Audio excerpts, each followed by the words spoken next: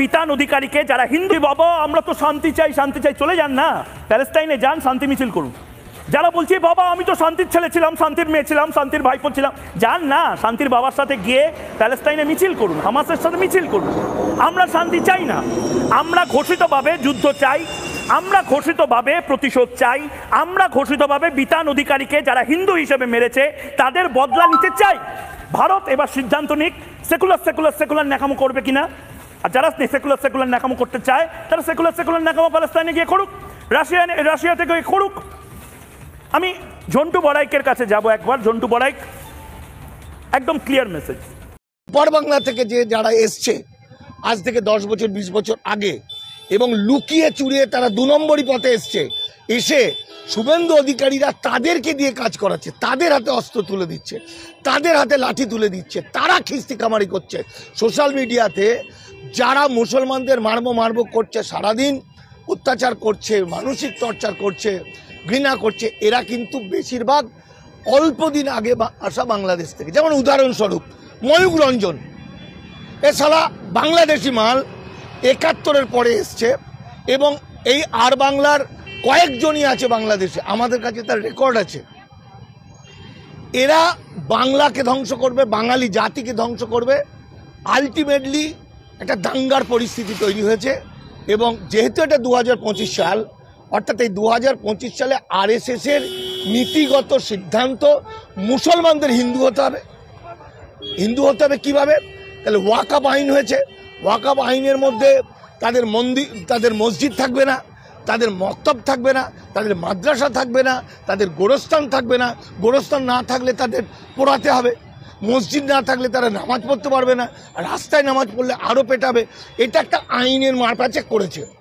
আর করেছে কিছু মানুষ বাংলাদেশ থেকে যারা 52 সালের পরে এসেছিল তাদেরকে ইমিগ্রেশন অ্যান্ড ফরেনার্স অ্যাক্টের মধ্য দিয়ে কৃতদাস বানিয়ে দিয়েছে।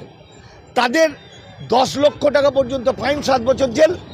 এখন মুসলমানরা সেই 1200 বছর 1200 খ্রিস্টাব্দ 1300 খ্রিস্টাব্দের যখন এই তথাকথিত ভারতীয় বা তথাকথিত নিম্নবর্ণের আমাদের হিন্দুদের মধ্যে যেমন এই ব্রাহ্মণ্যবাদীরা কুৎসিত নানা রকম নীতি চালনা করেছিল, সেই অত্যাচারের হাত থেকে কিছু সচেতন, চালাক চতুর এবং লড়াকু নিম্নবর্ণের মানুষ হিন্দু, তারা কিন্তু ইসলামের দীক্ষা নিয়েছিল এবং তারা একেশ্বরবাদের দীক্ষা দিয়েছিল। ফলে এদের প্র্যাকটিস হচ্ছে সহনশীলতা, এদের প্র্যাকটিস হচ্ছে দেশপ্রেম, এদের প্র্যাকটিস হচ্ছে এই মাটি আমার মা, এদের প্র্যাকটিস হচ্ছে ভালো কাজের জন্য প্রাণ দাও, এদের প্র্যাকটিস হচ্ছে আমাদের দেশ বাঁচাও। সুতরাং বাংলায় মুসলমানরা দাঙ্গা লাগাতে দেবে না।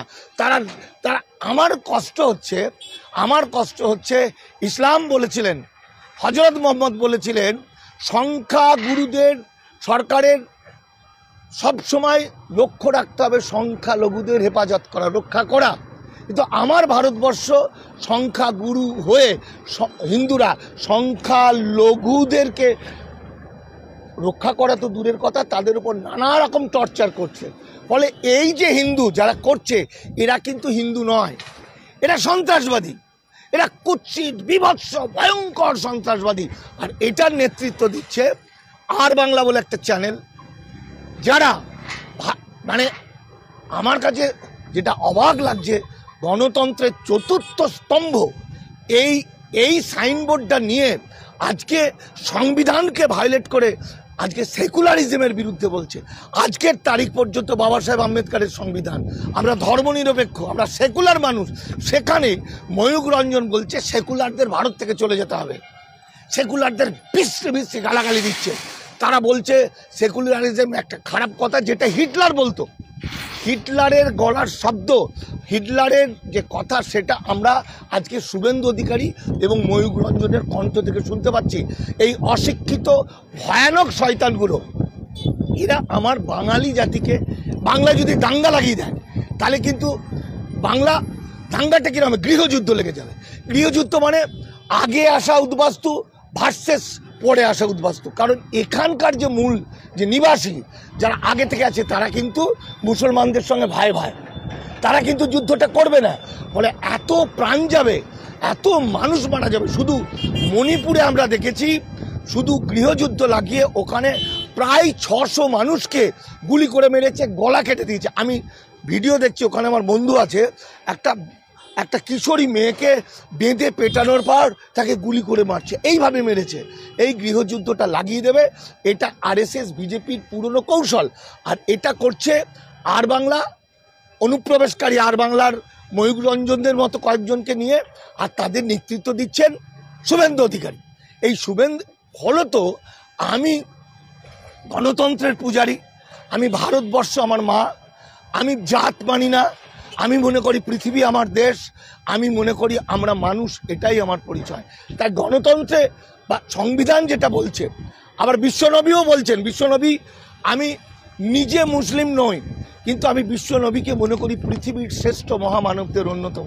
বিশ্বনবী কিন্তু তার শত্রুকেও কিন্তু খুন করতে চান, শত্রুকেও কিন্তু আপন করে নিয়েছেন ভালোবাসা দিয়ে। বিশ্বনবী বলেছেন, যখন দেওয়ালে পিঠ ঠেকে যাবে তখন তুমি প্রতিহত করো। ফলে আজকে আমি মনে করছি বাঙালির দেওয়ালে পিঠ ঠেকে গেছে।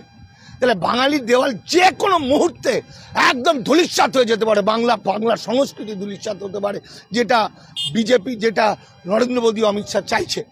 যে কারণে আমি চাইছি আত্মরক্ষার স্বার্থে বাংলাকে বাঁচাতে, বাঙালিকে বাঁচাতে শুভেন্দু অধিকারী, ময়ূর রঞ্জনকে তাড়া করে মারো, তাড়া করো, গ্রামকে গ্রাম ওদের তাড়া করো, আর বাংলা রিপোর্টারদের যেখানে পারবে তাড়া করো, ইট মারো, একদম বাড়ির সামনে থেকে বাজার করতে যাবে।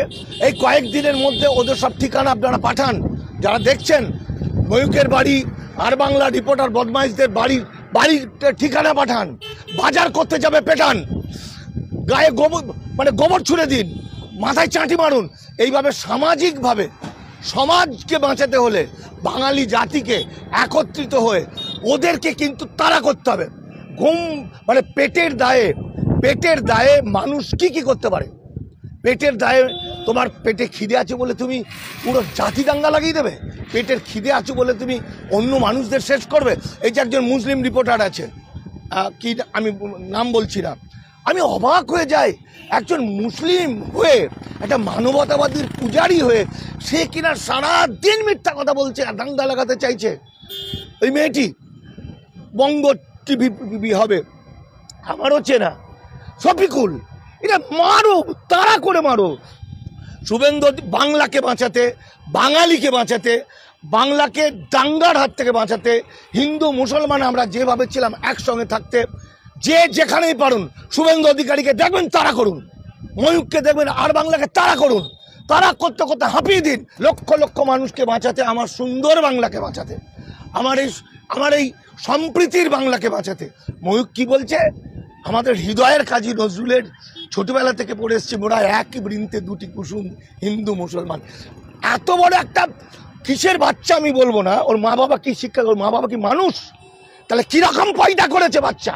এই বাচ্চাটা কিসের বাচ্চা? এটা মানুষের বাচ্চা নাকি একটা নরখাদকের বাচ্চা, নাকি একটা কুত্তা, একটা নেরি কুত্তার বাচ্চা, যে নজরুলের সেই একই বৃন্তে দুটি কুসুমকে ওরকম ব্যঙ্গ করে, হাস্য মজা করে একটা খোরাক তৈরি করছে। সুতরাং ময়ূকের বিরুদ্ধে বিভিন্ন জায়গায় মামলা হচ্ছে, মামলা যেমন হচ্ছে, মামলা হোক, পাশাপাশি তাড়া করুন।